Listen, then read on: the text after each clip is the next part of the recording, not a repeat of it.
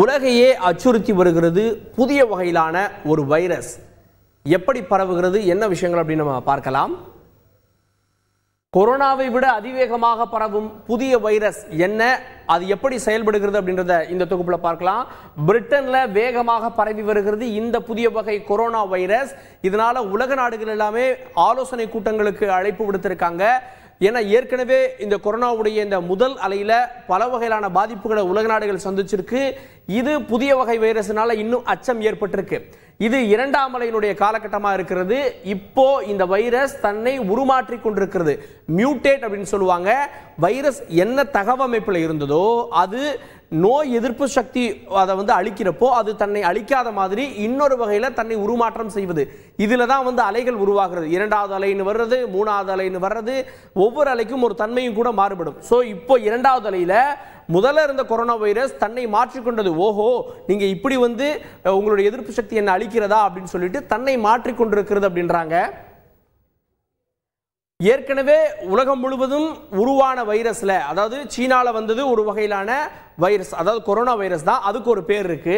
ஆனா இந்த பழைய வகை வைரஸ் இப்போது இந்தியா உள்ளிட்ட நாடுகள்ல, வெளிநாடுகள் எல்லாம் ஜெனரலா இருக்கக்கூடிய வைரஸ் D614G அப்படின்னு அறிவியல் மொழியில் அழைக்கிறாங்க. இது அதற்கான ஸ்ட்ரெயினுடைய பெயர் அப்படின்றாங்க. இப்போ வந்திருக்கக்கூடிய ஸ்ட்ரெயின், இப்போ உருமாறி இருக்கக்கூடிய ஸ்ட்ரெயின் என்ன அப்படின்னு பார்த்தீங்கன்னா புதிய வகை H69V70. இதுதான் புதிய வகை. இதுதான் பிரிட்டன்ல இப்போ அதிவேகமாக பரவி கொண்டிருக்கிறது.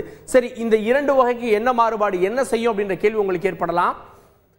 பாருங்க, இந்த புதிய ஸ்ட்ரெயின் 70% வேகமாக பரவும். அதாவது ஏற்கனவே கொரோனா வைரஸை பொறுத்த வரைக்கும் ஒருத்தர் இருந்து இன்னொருத்தர் அந்த டபுளிங் ரேட் ஒருத்தர் இருந்து இன்னொருத்தர் போறத 2 பேருக்கு போறது அப்படின்றது 4ஆக மாறும், 3ஆக மாறும். அதுதான் 70% வேகமாக பரவுறது. எளிதாக உடல்ல நுழையும். ஏற்கனவே நம்ம மாஸ்க் போட்டிருக்கோம், சானிடைசர் போட்டிருக்கோம், சமூக இடைவெளியை கடைபிடிக்கிறோம். இந்த மாதிரியான ஒரு சூழல்ல கூட எளிதாக இந்த வைரஸ் நுழையும் அப்படின்னு கண்டுபிடிச்சிருக்காங்க. இந்த டபுளிங் ரேட், இரட்டிப்பு நாட்கள், முன்னாடி ஒரு கணக்கு சொன்னாங்க. கொரோனா வைரஸ் இந்தியாவுக்கு வந்தப்போ அது டபுளிங் ரேட் 14 நாட்கள் அப்படின்லாம் இருந்தது. இந்த டபுளிங் ரேட் குறையும். அதாவது இன்னைக்கு 1 லட்சம் பேர் அப்படின்னு இருந்ததுன்னா நாளைக்கே 2 லட்சம் பேரும், நாளை கழிச்சு 4 லட்சம் பேரும். காரணம் என்ன அப்படின்னா 70% வேகமாக பரவி கொண்டிருக்கிறது இந்த வைரஸ். சரி, இந்த வைரஸ் இப்போதான் பரவுதான்னா இல்ல, ஏற்கனவே அந்த கொரோனா வைரஸுடைய தொற்றுடைய தொடர்ச்சி தான். அவங்க பிரிட்டன்ல ஓரளவு கட்டுப்படுத்தி வச்சிருந்தாங்க. செப்டம்பர் மாதத்திலிருந்து உயர தொடங்கி விட்டது. செப்டம்பர் மாதத்துல இருந்து ஏன் திடீர்னு அதிகரிக்குதுன்னு அந்த ஆய்வுகளை மேற்கொண்டப்பதான் இது ஏற்கனவே வந்த வைரஸ் இல்ல, அதனுடைய உருமாற்றம் அப்படின்னு கண்டுபிடிச்சாங்க. இப்போ உச்ச நிலையில இருக்கிறது. பாருங்க, செப்டம்பர் மாதத்துல அவங்களுடைய தினசரி பாதிப்பு ஒரு நாளைக்கு பிரிட்டன்ல 4000 பேர் ஒரு நாட்டில் பாதிக்கப்பட்டாங்க. டிசம்பர் 20 நேற்றைய தினத்துப்படி பாத்தீங்க அப்படின்னா 36,000 பேர் ஒரே நாள்ல பாதிக்கப்பட்டிருக்கிறாங்க. சோ 36,000 பேர் பாதிக்கப்பட்டிருக்காங்க. இதுதான் அச்சத்திற்கான காரணமாக இருக்கிறது. ஒரு ஆறுதலான செய்தி என்னன்னா, இப்போ கண்டுபிடிக்கப்பட்டு பயன்பாட்டுக்கு வந்திருக்கக்கூடிய இந்த தடுப்பூசிகள் தற்போதைக்கு இந்த வைரஸுடைய புதிய ஸ்ட்ரெயினையும் அழிக்கிறது. ஒருவேளை இன்னொரு உருமாற்றம் ஏற்பட்டதுன்னா இந்த தடுப்பூசிகள் பலன் கொடுக்குமா அப்படின்றது தெரியல. ஆனா இப்போதைக்கு ஆறுதலான செய்தி, தடுப்பூசி போட்டுட்டா இந்த வைரஸும் அழிகிறது அப்படின்றதான்.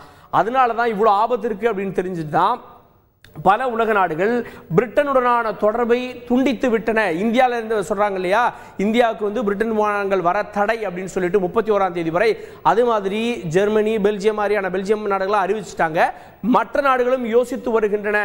இப்படியே சூழல் சென்று கொண்டிருந்தது அப்படின்ற கருத்துல வச்சுதான் ஃபைசர் நிறுவனத்துடைய தடுப்பூசியை வேகமாக இந்த மாதத்துடைய தொடக்கத்தில் டிசம்பர் முதல் வாரத்தில் அவசரமாக பயன்பாட்டுக்கு கொண்டு வந்திருக்காங்க. இதுல கேள்வி என்னன்னா,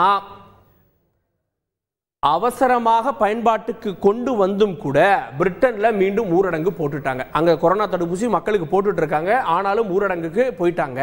கிறிஸ்துமஸ் புத்தாண்டை ஒன்றாக கூடி கொண்டாட தடை, எல்லாரும் ஒரே இடத்துல கூடி கொண்டாடுவதற்கு தடை. இந்த 2 குடும்பம் 3 குடும்பங்கள் சந்தித்துக் கொள்ளலாம்ன்ற மாதிரியான சில தளர்வுகளோடு சந்தித்துக் கொள்வதற்கான அனுமதியை கொடுத்திருக்காங்க.